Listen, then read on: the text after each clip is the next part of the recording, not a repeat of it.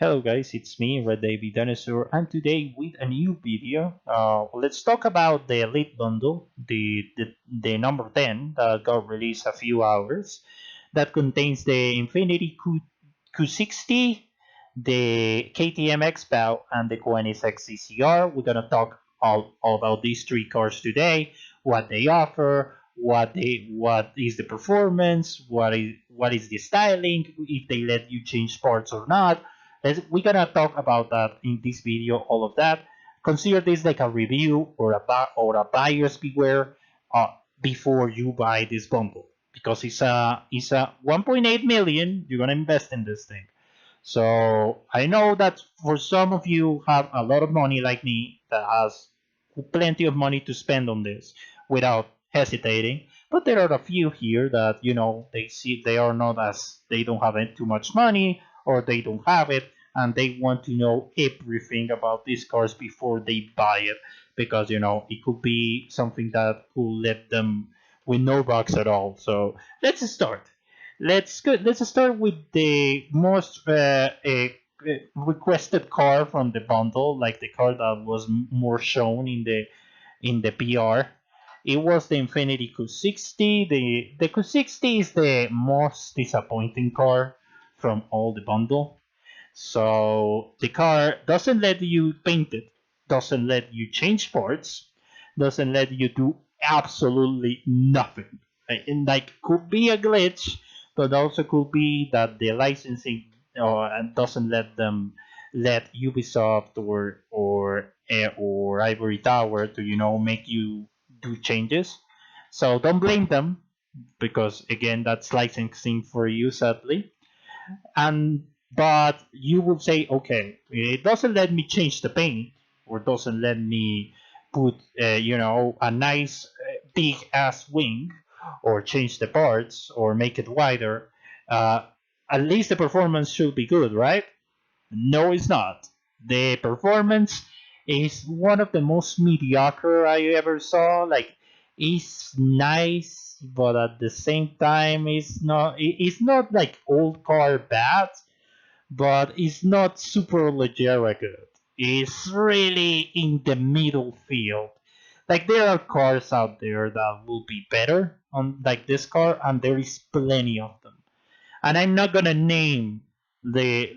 I know Superleggera is the best one, and the Speedster is a really good car that is behind the Superleggera. But this car is really really mediocre. It's like in those fields of the. It's like like really old cars, like they are good, but they are not the best.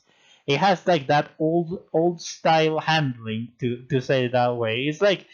It's just again, it's really mediocre to fit it that way. It takes turn. It's really sluggish in some areas. It's not that fast. So it's in that field, right? It's not that great. So Q60 is pretty much the polemic car of the bundle. Overall, not the best. To say it, not the worst of the bundle. Let's go to the Qanisex CCR. Qanisex CCR is a really difficult car to drive. It's a car that you need to fit on the style of driving of the car, so you can actually drive, like, properly handle it. It's not a beginner friendly car. It just drives really. It's like a boat in some areas. It's like a boat. It's just really. It takes turns really wide, and if you risk it, for example, if you come from a car like the Super Trofeo or the 599 that let you kind of risk it on the turns, and go really fast, but but you're still stick to the track. On this one, it's not. You need to brake. It's more like a sim in some areas. It's really interesting car. Like, it's difficult but interesting at the same time because it kind of has more like that uh, like simulator kind of style handling.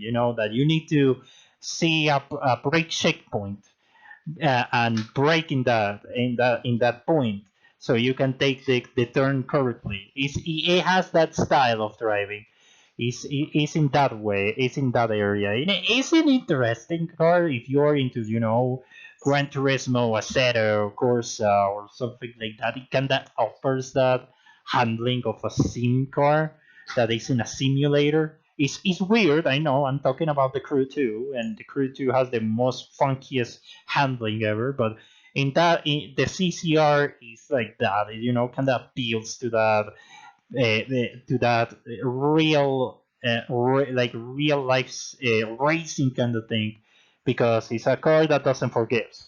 It's a car that is difficult, and it's an interesting car. It's gonna be fun if you are into that. I think I'm gonna stick to this car a little more, because for me it's like a novelty to have like this car that is so stick to real life driving, to real life racing in a game that is basically super arcade-ish. So it's an interesting car, but not beginner friendly, and you probably won't like it because it's not the best.